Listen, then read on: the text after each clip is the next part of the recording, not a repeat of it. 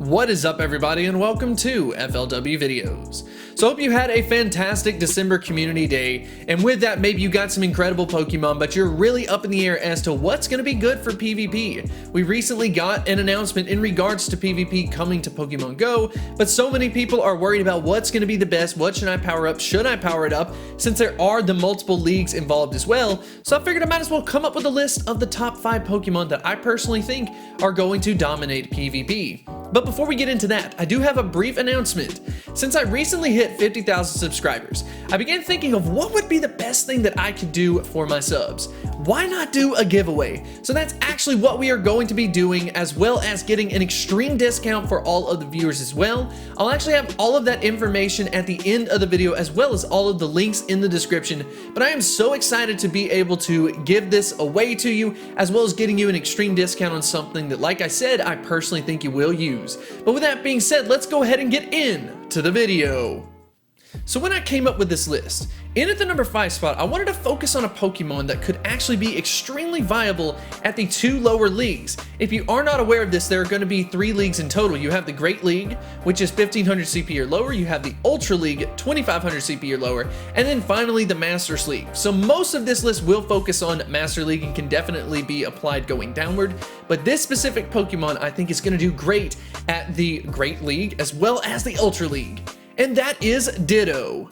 So the reason why I picked Ditto as this number 5 option is because I think it is one of the Pokemon that will actually defy the PvP system. Because a maxed out Ditto has a max CP of 832, which may appear super low, but here is how things get interesting.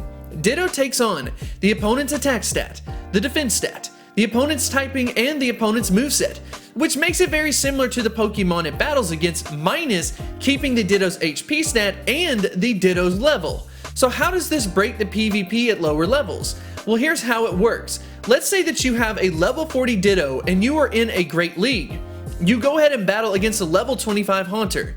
This means that your Ditto would then in turn copy that Haunter, but instead would be a level 40 Haunter and technically has a better HP stat than Haunter and would end up around 2000 CP, which is over 500 CP beyond the actual limit, which means you're going to be able to kick some major butt, especially in a situation where a Pokemon has moves that are super effective against itself. I thought that was really interesting. Swag Tips also mentioned this as well. It'll be highly interesting to see how Ditto does in PvP, so definitely keep that in mind.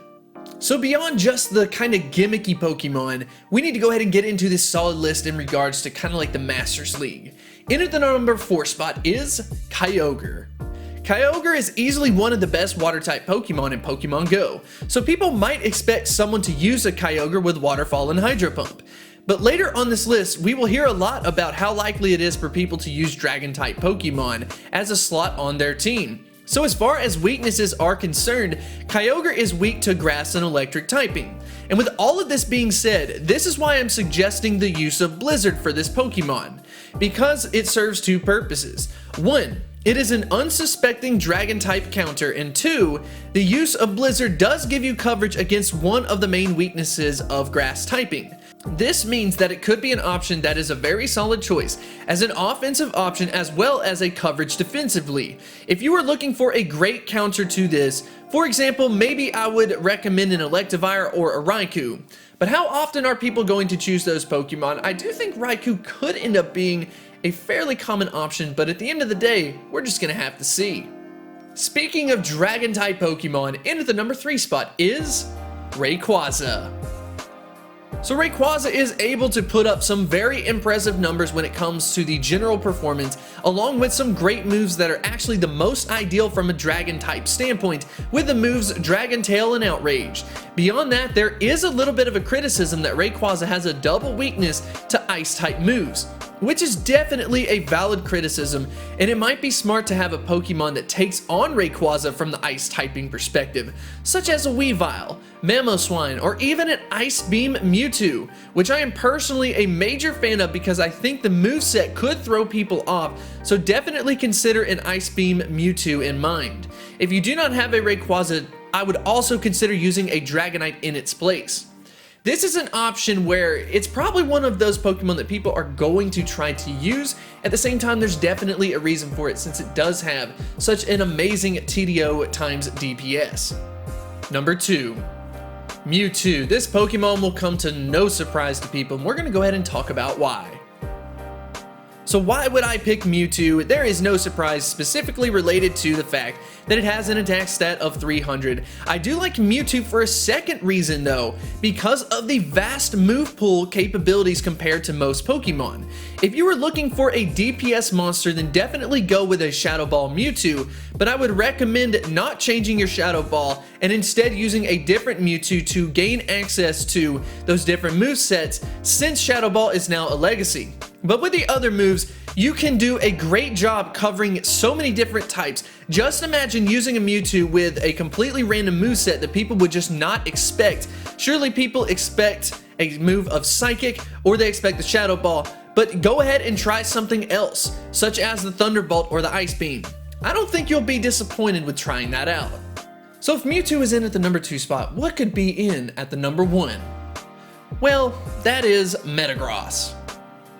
Metagross has a ton of resistances and a couple of weaknesses, but it has no double weakness. It also has access to the move Meteor Mash, which has some insane damage output along with it being a double bar charge move, which is considered to be more desirable because it can go off more times throughout a battle. This Pokemon has the highest DPS times TDO in Pokemon Go at this point in time, and beyond that, it can do a great deal of general damage to a lot of different types in Pokemon Go. Keep that in mind. If a lot of people may want to use this option, there could also be a great counter to Metagross, such as Moltres with a double fire type moveset, but make sure that you do have Overheat if you want to go ahead and counter it. So keep that in mind. We talked about some top options, but at the same time, there's going to also be the top counters to it as well, and Moltres isn't a bad option as well. It could counter a Metagross. People will typically use that, maybe after this video they won't, but at the same time, Moltres can stand on its own as a very high performing Pokemon from the fire typing. But with all of this being said, I hope you are excited about PvP. I know that I am. We have so many questions that definitely need to be answered, and maybe in the future this list will be amended because of that. So I want to go ahead and end on a question of the day. So as far as PvP is concerned, what do you think is the number 1 Pokemon that you would have in your party? And also, what do you think will be the most common option that other people will use?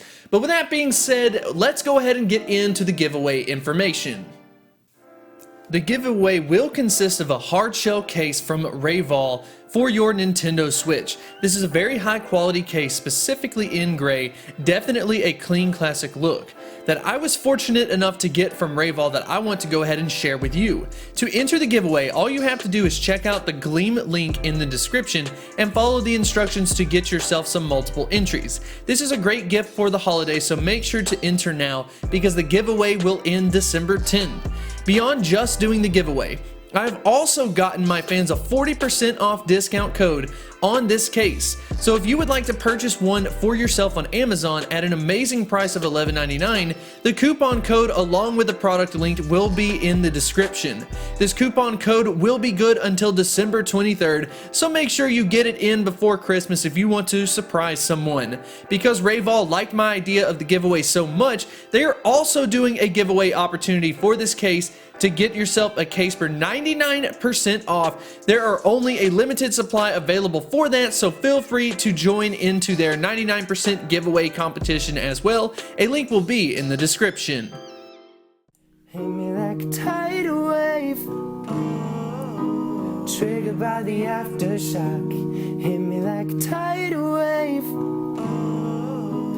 triggered by the aftershock. Oh, oh.